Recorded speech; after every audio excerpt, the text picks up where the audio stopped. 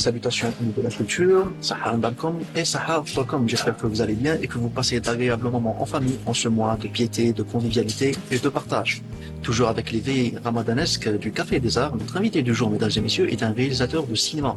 Un réalisateur qui a déjà 2 films à son actif. Le premier est un film de fiction, Happy Birthday, et le deuxième, un film documentaire, Accept Me, documentaire avec lequel il a participé en compétition officielle au Festival international du film arabe d'Oran 2024.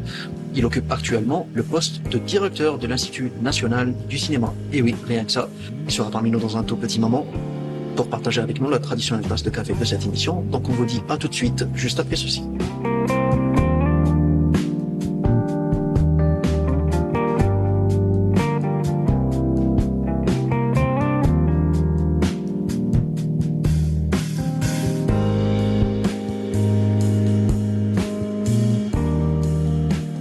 De retour au plateau, mesdames et messieurs, avec notre invité du jour, le réalisateur et directeur de l'Institut national du cinéma, M. Ilyas Bouhamoucha. Monsieur Bouhamoucha, marhaba bik, sahar mranak, sahar ftork, déjà pour commencer. Bonsoir à vous et à votre public. Oui, déjà merci beaucoup pour le temps que vous nous consacrez. Je sais que vous avez un planning très chargé. Donc merci déjà d'avoir pris l'effort de participer dans cette émission pour parler un peu de vous, de votre parcours, de vos films, et même de la lourde responsabilité que vous occupez aujourd'hui au sein de à la tête de l'Institut national du cinéma. Oui, en tout cas, je suis ravi d'être parmi vous pour cette émission. C'est un plaisir pour nous. Qu'elle représente une ouverture vers des horizons pour les jeunes, pour les spectateurs, qui est assoiffé de culture et d'art et ce genre de décor un peu spontané c'est vrai. Et décontracté. Exactement. Je vais être un peu décontracté avec vous aujourd'hui. Peut-être on va discuter de mon parcours avant. Oui, on va essayer de faire un peu le tour de tout ce que vous avez fait jusqu'à présent, quand même, parce qu'on rappelle encore une fois à nos chers téléspectateurs que vous êtes le directeur de l'Institut national du cinéma, mais en dehors de ça, vous êtes aussi quelqu'un du métier. Vous êtes aussi un réalisateur et même enseignant de cinéma à l'université de Sidi Bel Abbès.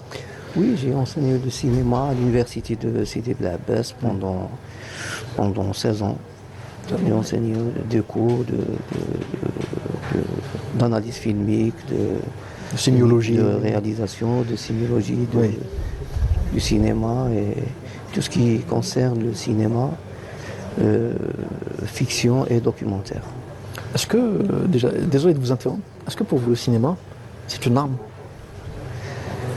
En dehors d'être un divertissement, etc. Parce que là, vous avez dit que vous enseignez l'art de l'image, l'étude de l'image, etc. On peut dire que le cinéma, elle fait partie elle peut contribuer à la guerre douce, la guerre, comment dirais-je, c'est une force. C'est pour cela les États-Unis d'Amérique ont investi beaucoup pour pousser l'industrie du cinéma dans le monde. Il y a beaucoup de pays qui travaillent actuellement sur le cinéma en tant qu'arme. Qu'arme, je ne dirais pas de destruction massive, mais de construction massive. Comme arme de propagande déjà. Et de propagande en parallèle. Oui, d'ailleurs l'Algérie elle a considéré le cinéma dans ses débuts. Durant la guerre de libération, elle a considéré le cinéma comme une arme contre l'occupation française. Alors la caméra était en parallèle du fusil.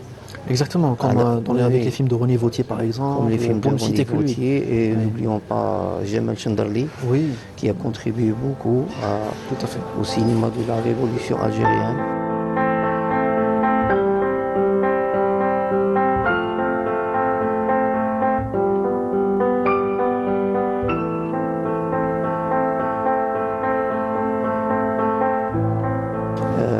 Ils ont filmé des images qui ont été diffusées à l'étranger. Je pense et qui ont plaidé pour ils ont plaidé pour la libération de l'Algérie. Ils ont démasqué le vrai visage de l'occupant occidental, Oui, oui. qui Alors que- prétend être en mesure de nous transmettre la civilisation, la liberté oui. et tout ce qui englobe ce qu'on Tout à fait. appelle les droits de l'homme.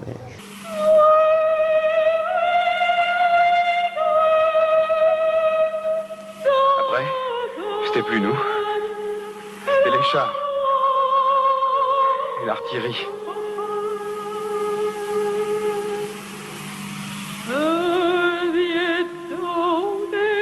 Ah, et alors la caméra, elle a pu démasquer ce mensonge. Ouais. C'est vrai qu'avec des images, rien n'est plus percutant qu'une image. Une image vaut 1000 mots, comme on dit.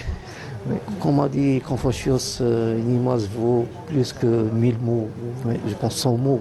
Oui. L'essentiel, Oui. elle est équivoque à des textes et des textes pour expliquer qu'est-ce que c'est la révolte contre les occupants. Oui, D'ailleurs, on l'a vu en Palestine tout à fait. récemment. L'image, elle a contribué beaucoup Exactement. à bouleverser le calme. Oui, Le calme qui régnait à la Maison Blanche. tout à fait, oui. La Maison Blanche était vraiment dérangée par les foules de manifestants qui étaient, avant, ils étaient manipulés par l'image générée par, je dirais pas l'intelligence artificielle, mais l'intelligence sioniste qui a pu endoctriner des milliers de gens à travers le monde avec cette image de l'Israélien qui est toujours opprimé et à travers le nazisme, etc. Exact. Mais après, l'image qui est l'image du réel, Oui, l'image du réel, elle a convoqué l'humanité, elle a essayé de démasquer le mensonge du sionisme. Et puis après, on a vu qu'est-ce qui s'est passé. oui. Oui, oui. C'est vrai que ça, certaines réalités ont pu être rétablies avec le temps, certaines réalités qu'on ne connaissait pas, que l'opinion internationale ne connaissait pas auparavant, concernant le vécu palestinien. Concernant le vécu palestinien et concernant l'image documentaire. Parce que l'image documentaire, Absolument. par rapport à la fiction, l'image documentaire, elle dévoile tout ce qui est sincère et direct pour le public. Exactement. Par rapport à l'image de la fiction, vous voyez que Hollywood a investi beaucoup pour générer cette image fictive de l'Américain qui est toujours glorieuse, etc. Oui.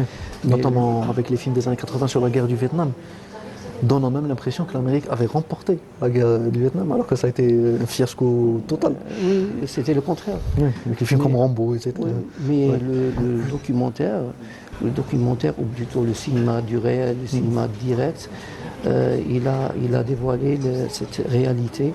Il a pu briser ce mensonge, ce mythe du cinéma hollywoodien et des glorieuses et de la fiction qui a été réalisée par tout cet investissement hollywoodien.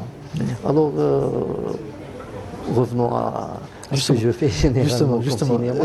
je voulais vous poser une question. C'est ça mon choix. là. Oui, justement, par rapport à ce choix, est-ce que ça vient d'une passion? Est-ce que ça a été une passion qui vous a accompagné dès votre jeune âge? Ou plus une branche qui vous a intéressé à un moment donné de votre vie, mais... À vrai dire, j'étais ébloui par l'image de Hollywood, D'accord. du héros Oui. à l'américaine, Oui. du tapis rouge, de l'Oscar. Oui. Mais petit à petit, j'ai eu une prise de conscience et j'ai constaté que nous vivons une réalité qui est différente de celle réalisée par Hollywood et ses compagnies. Alors c'est pour cela j'ai opté pour le documentaire et le cinéma expérimental. Parce que Oui. pour le documentaire, à vrai dire, le documentaire, je le considère comme carrément du cinéma.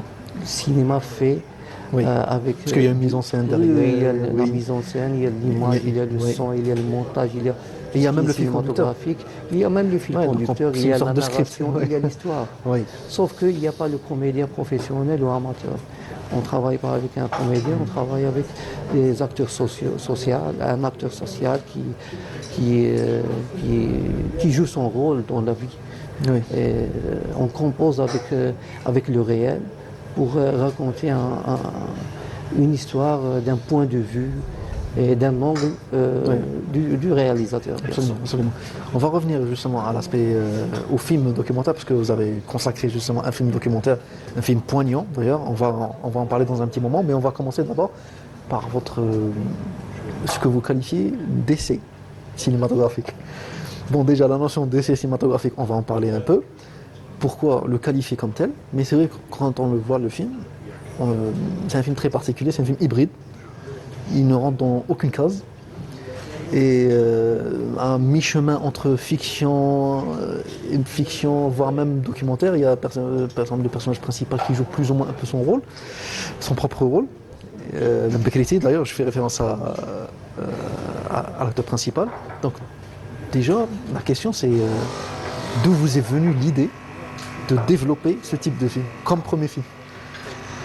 L'idée m'est venue de l'essai en général. D'accord.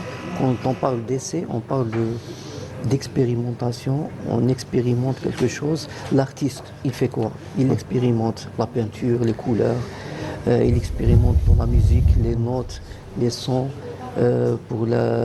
aussi pour le cinéma. On expérimente tel plan, telle grosseur de plan, avec telle grosseur de plan, elle va faire quoi? Elle va générer quoi comme émotion? Elle va donner quoi comme sentiment, comme idée, comme rêve? Alors, c'est quoi là? Je le définis comme expérience et comme essai. Oui. Alors l'essai, il n'y a pas que l'essai écrit. D'ailleurs, j'écris des essais et je filme aussi des essais. J'écris avec l'image Oui. des essais, mais audiovisuels. Alors l'essai, c'est entre le mi-chemin entre fiction documentaire, entre ce qui est consolidé et consacré, tel que le langage cinématographique, tel qu'il est présenté dans les écoles, et l'expérimentation, ou plutôt l'essai, sur une nouvelle forme ou une nouvelle méthode de raconter les histoires. Une méthode différente. Parce que si je travaille avec tout ce qui est consacré, comme langage cinématographique, que ce soit dans l'image, le son, le montage, je fais quoi? Je suis en train d'appliquer ce que j'ai appris à l'école. Et est-ce que l'artiste doit appliquer ce qu'il a appris dans l'école? C'est ça le problème et la problématique. D'ailleurs, même les écoles du cinéma actuellement, ils ont changé de philosophie. Justement, là-dessus, vous me tendez la perche parce que le réalisateur William Friedkin avait dit justement, si vous voulez apprendre à faire des films, regardez des films. N'allez pas Oui, ouais, il faut regarder. n'allez les pas aux films. écoles de cinéma. C'est ça, Regardez les films d'Hitchcock, regardez les films Absolument. Ingmar Bergman, etc. Absolument. Ouais. Parce que l'activité de ciné-club, elle forme. Oui. Elle forme avec le regard. Un enfant, comment il a pris la langue? Est-ce que nos enfants, ils rentrent à l'école pour apprendre à parler? Non. Les enfants, ils apprennent à parler au fur et à mesure.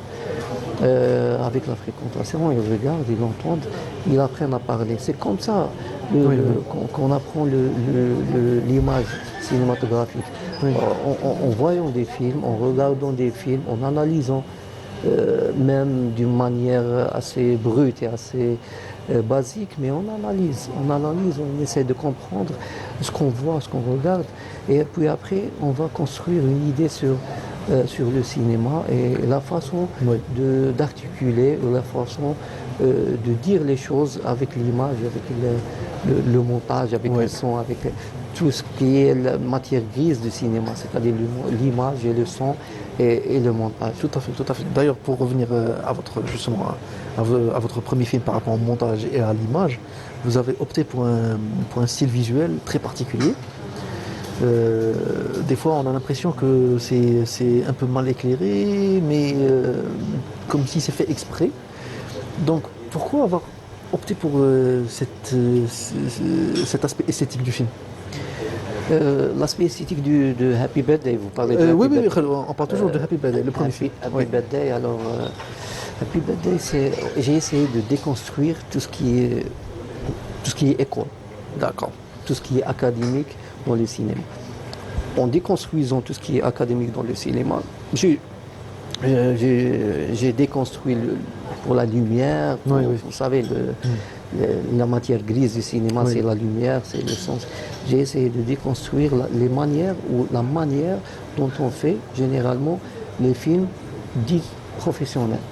Alors après cette déconstruction, j'ai pu ressortir avec 1 heure 3 minutes, 1 heure 3 1 heure 4 minutes, minutes. un long métrage qui a essayé, en donnant un exemple d'une manière nouvelle, un essai de déconstruction de l'image, du son, du montage d'une façon académique, ou déconstruire la façon académique pour essayer d'aller vers tout ce qui est artistique et beau Oui. et significatif. Et ça parle aussi de cinéma. Et ça part du cinéma. C'est une remise plutôt une prise de conscience d'un cinéaste sur son métier. Oui, oui. Oui. Généralement, l'art contemporain, c'est une prise de conscience de l'artiste sur ce qu'il fait. Oui. Et tout ce qui est postmoderniste, généralement, le postmodernisme, c'est une prise de conscience du rôle de l'artiste dans la société, du rôle de l'artiste et le rapport de l'artiste avec ses outils de création. Et je pense que le film rentre dans cette case-là. Absolument, absolument. Bon, Monsieur Boukamoucha, on va profiter un peu du temps qui nous reste pour essayer d'aborder aussi le reste de votre carrière. Vous avez donc réalisé après un deuxième film, cette fois documentaire. Un film, je sais que ce film a été très difficile à faire pour vous. Donc c'est le film Accept Me. Un film qui s'intéresse aux conditions des enfants atteints de trisomie 21 et du vécu de leur mère, qui essaie de les imposer en société et de faire en sorte qu'ils aient une vie normale comme tout le monde.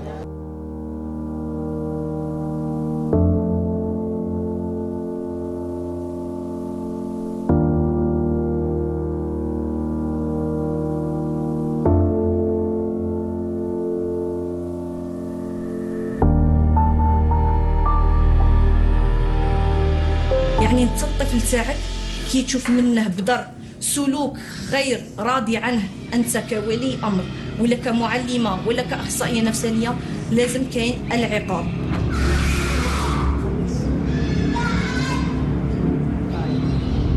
J'ai un attachement particulier à ce film, Oui.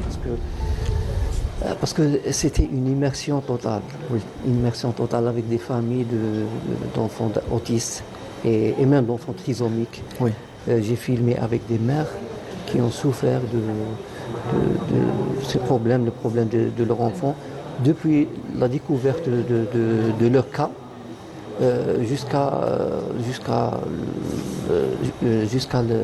c'est-à-dire la scolarisation de leur enfant. Oui. Alors j'ai essayé de transmettre au public le sentiment et le ressenti de ces mères et leur rattachement et leur courage même, et leur défi pour conserver tout ce qui est plutôt donner l'image, une bonne image sur leur enfant, sur leur vie, et montrer que leur enfant, c'est des enfants qui sont un peu différents, Oui. mais ils sont normaux pour Oui. eux. Alors c'est ça. J'ai essayé de filmer un peu l'invisible. Oui. Dans une rencontre ultérieure avec vous, le film n'était pas encore monté.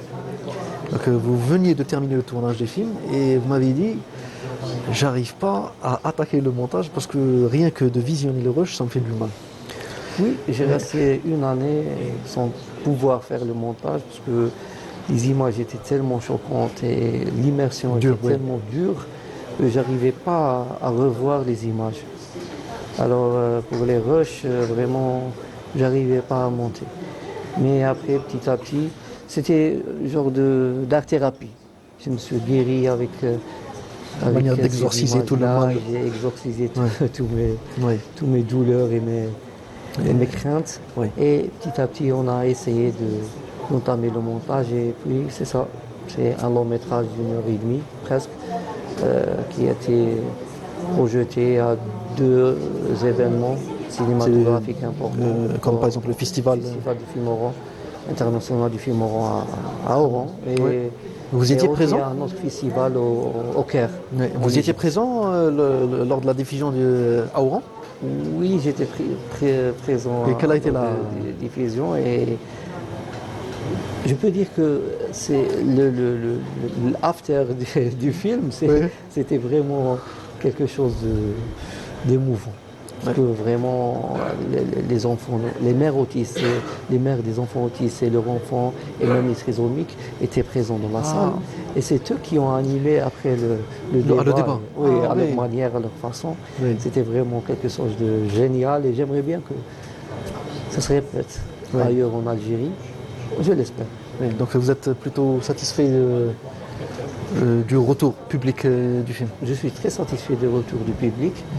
Juste un peu inquiet pour la distribution, parce que vous savez que la distribution des films documentaires en Algérie, Oui. c'est un peu difficile. Oui. Mais s'il aura la chance d'être distribué dans les salles dans toute l'Algérie, Oui, à la Cinémathèque par exemple, comme votre premier film. oui, oui. Oui. La Cinémathèque était Oui. partante pour le film, parce qu'il est semi-fiction. Oui. Elle était partante, mais pour un documentaire, j'espère qu'il sera projeté dans les salles. Et je suis certain qu'il va avoir un très bon retour, parce que je l'ai testé, je l'ai essayé, je l'ai vécu avec la projection du film au Festival d'Oran du film arabe. Inch'Allah, Inch'Allah. Alors maintenant, M. Mouhamoucha, après ça, qu'est-ce qui s'est passé dans votre vie pour qu'on vous retrouve tout de suite après à la tête de l'Institut national du cinéma? Alors là, c'est une autre histoire. Oui, c'est une expérience, c'est une nouvelle expérience. Parce que moi, je crains l'administration, tout ce qui est administratif, tout ce qui est bureaucratique, tout ce qui est... Mais pour l'Institut national supérieur du cinéma, parce que c'est mon domaine, et parce que je le considère comme un film. Oui. Un film que je le réalise avec la méthode que je réalise avec les films. C'est une méthode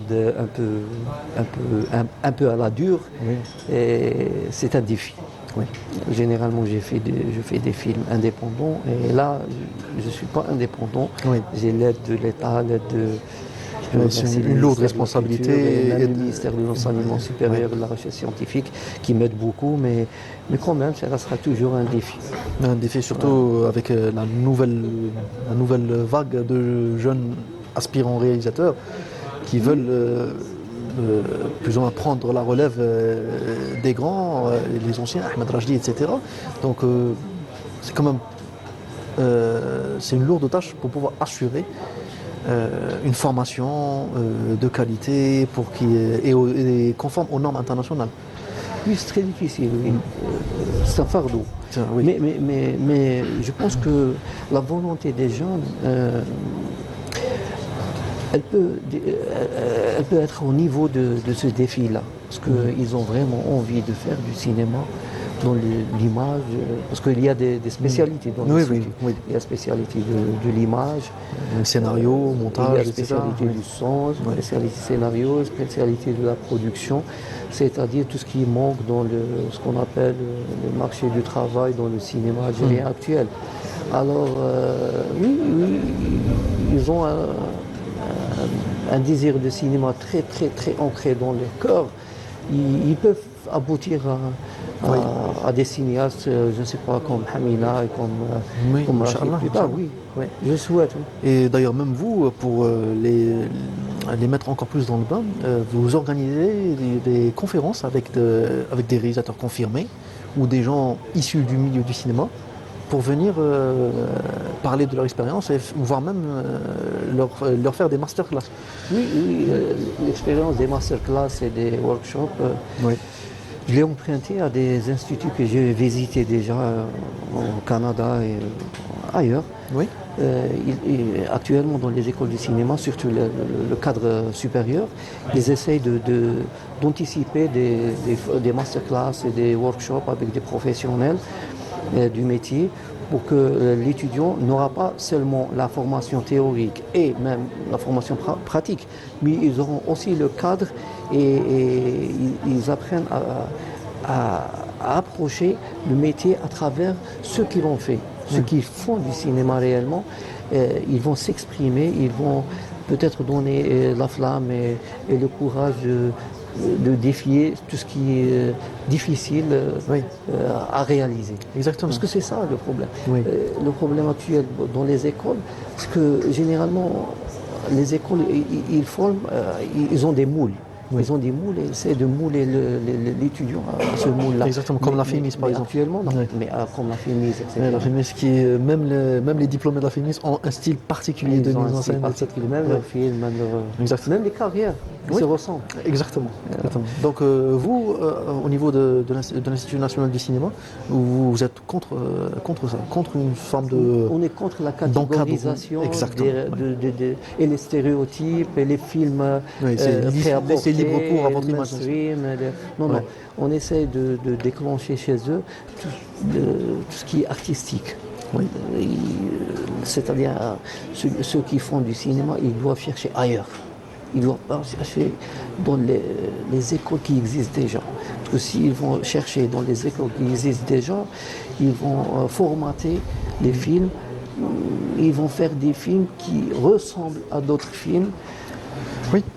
Et eux, ils ont des moyens pour faire ces films-là, comme Hollywood et autres. Et nous, on n'a pas ces moyens-là. Alors, on doit chercher ailleurs pour... D'ailleurs, comme le cinéma asiatique, ils ont cherché ailleurs, ils ont cherché même dans leur culture, dans leur patrimoine. Oui, comme le cinéma coréen, le sud-coréen, qui a explosé au début des années 2000, alors qu'il était quasiment inexistant avant. Oh, oui, c'est ça. C'était des jeunes réalisateurs qui ont commencé à faire ce qui ne se faisait pas avant. Oui, à travers les ciné-clubs. Mais après, ils ont compris. Oui. Ils ont compris. Avant, ils imitaient les films à gros budget, les films à la Hollywood, à la hollywoodienne. Mais après, ils ont compris. Ils ont puisé dans leur patrimoine, dans leur culture. Ils ont pu faire des films différents. 내가 책임지겠어. 꼼짝 말라. 지금이라도 내 말 들으면 이제까지 반역 행위는 없던 걸로 해준다. Et aujourd'hui, c'est l'inverse. Aujourd'hui, c'est Hollywood qui s'inspire de leurs films. Et maintenant, c'est Hollywood qui s'inspire. Et d'ailleurs, quand on voit avec l'Oscar du Parasite. Déjà, Hollywood essaie toujours d'accaparer des styles des autres pour le formater et puis après, elle va le commercialiser à sa manière. Oui, mais de là, recevoir un Oscar du meilleur film sud-coréen, comme meilleur film et pas meilleur film étranger, c'est quand même c'est du jamais vu auparavant. Avant, le meilleur film, c'était toujours un film américain, voire britannique. Oui, mais anglophone. Mais en Algérie, on a eu cette expérience avec Z. Avec Z, par exemple. Oui, qui a eu l'Oscar. Et avec même... Oui, mais Z, sa production, elle est à 100% algérienne. Enfin, elle est à 100%... 80%, on va dire. On peut dire qu'elle est à 100% production algérienne. Hein. Oui, mais Parasite, la réalisation, oui, c'est Costa Gavras, mais il y avait aussi des techniciens algériens. Il y avait des comédiens, comme Sidi Ahmed Agoumi, par exemple. Et un mélange un jumelage entre des artistes algériens et des artistes étrangers. Algeria for Z.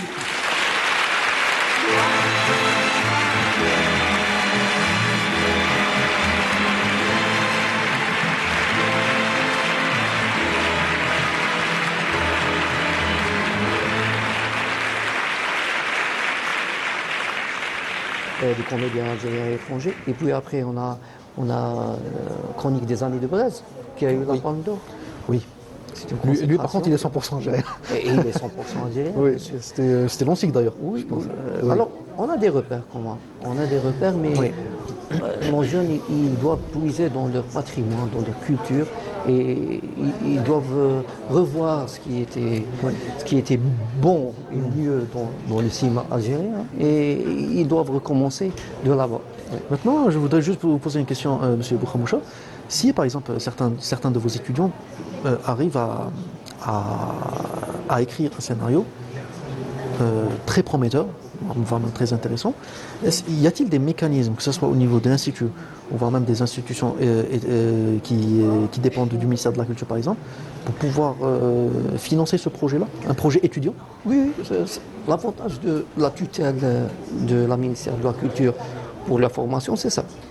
C'est que l'Institut, il est proche de la tutelle. Alors il est proche du financement de la tutelle, c'est-à-dire le financement du ministère de la Culture et des Arts. Alors il y a une caisse de financement de films. Ils vont bien sûr être les premiers à bénéficier de cette aide à une condition que leur scénario soit au top. Bien sûr, il doit passer comme les autres par la commission. Ouais. Très bien, très bien. Alors maintenant, M. Bouhamoucha, j'aimerais passer à une autre phase de votre carrière, c'est la phase d'essayiste. Parce qu'apparemment, faire des films ne vous suffisait plus, donc il fallait après théoriser un peu tout ce que vous avez appris, tout ce que vous avez acquis comme expérience dans un ouvrage, dans un premier ouvrage donc, qui est Cinéma Tawtir al-Mujtama'. Cinéma Tawtir al-Mujtama'. Cinéma qui documente la société, je peux dire que c'est le premier ouvrage abouti, parce qu'il y avait d'autres avant, mais le premier ouvrage abouti sur le cinéma, c'était le cinéma qui documente la société. Pourquoi le cinéma qui documente la société? Parce que déjà on en parlait en amont, que ma vision des choses, c'est que le cinéma, la fiction, oui, je suis pour le cinéma, la fiction, mais le cinéma que j'aime faire, c'est le cinéma du réel, le cinéma qui a un caractère un peu documentaire. Parce que le documentaire, il frappe directement. Le documentaire, il a ce qu'on appelle l'authenticité. Et l'authenticité, elle frappe mieux que le jeu de comédien. D'ailleurs, j'ai essayé j'ai dirigé des comédiens, même avec Ben Bekriti dans Happy Birthday, l'expérience que j'ai fait. Et j'ai vu que Ben Bekriti, j'ai fait un travail vraiment dur. On a fait un travail dur ensemble. Parce que j'ai essayé de déconstruire le jeu de l'acteur et le faire baigner dans le réel. Après, au fur et à mesure, il est devenu l'élève de l'acteur social, c'est-à-dire de Monsieur Tout-le-Monde. Il a essayé de jouer avec Monsieur Tout-le-Monde et il a appris d'eux comment il va jouer. Alors il a déconstruit tout le jeu théâtral qu'il avait avant. Oui, c'est vrai. Alors j'ai su que... C'est vrai qu'on n'avait jamais l'habitude de voir Ben Bekriti comme ça. Oui, on a jamais Lui généralement, il a toujours, comme vous l'avez dit, un jeu assez théâtral, donc où il montre beaucoup d'émotions, alors que dans votre film, il est beaucoup plus dans la sobriété. Oui, il s'est distingué dans le Happy Birthday, parce que vraiment on a fait un travail solide. Parce qu'on a essayé, comme j'ai dit, de déconstruire tout le jeu théâtral. Et de le faire plonger dans le réel.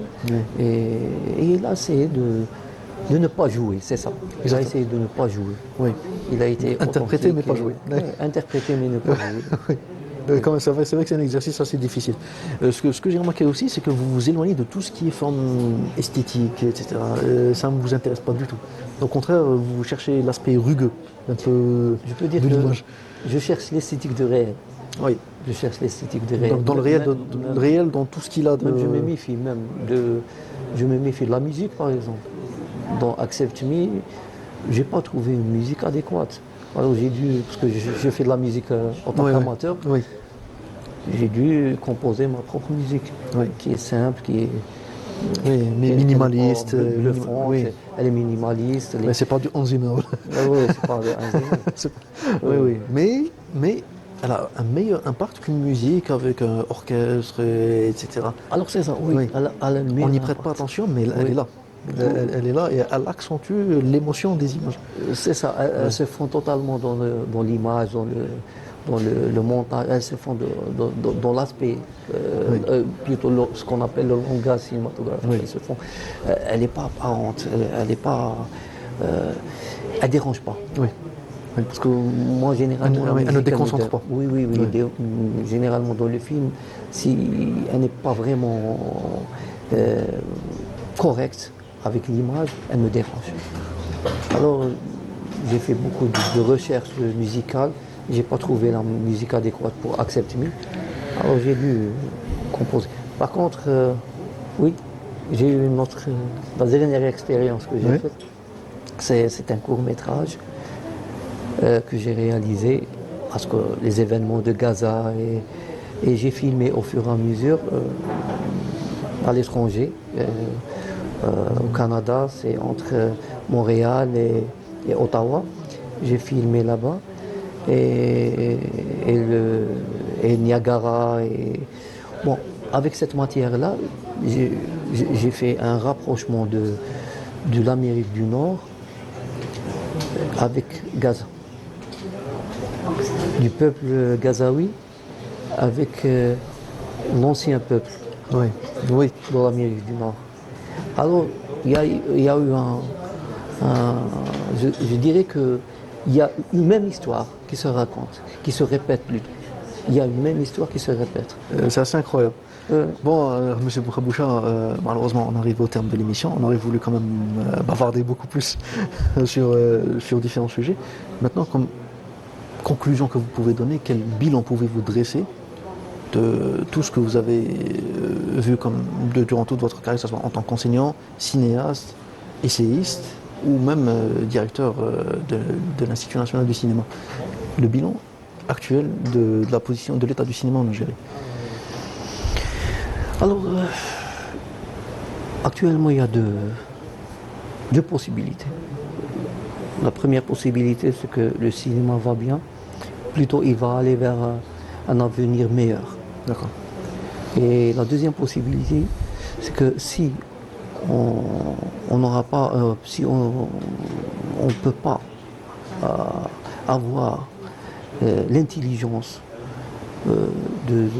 d'aider le cinéma actuellement, peut-être plus tard on n'aura pas quelqu'un qui pourra montrer au monde nos images à nous. On sera toujours montré par les autres optiques et les autres caméras, et ils vont nous filmer, nous montrer dans le monde comme ils veulent. Oui, c'est vrai. Et sur ces paroles, je vous dis merci beaucoup, Monsieur Ilyas Bouchaboucha, d'avoir été parmi nous et d'avoir fait partie de l'émission Café des Arts. Yatek Saha. Merci beaucoup. On vous souhaite plein succès pour la suite de vos projets, la suite de vos missions, déjà, de votre mission à la tête de l'Institut national du cinéma. Plein succès, beaucoup de courage, Inch'Allah. Inch'Allah, merci beaucoup à vous et merci aussi à vous, chers téléspectateurs, de nous avoir suivis jusqu'au bout. C'est déjà la fin de cette émission. J'espère qu'elle vous a plu. On se retrouve dans un nouveau numéro avec un nouvel invité. D'ici là, prenez bien soin de vous. Et quant à moi, je vous dis à très bientôt. Au revoir.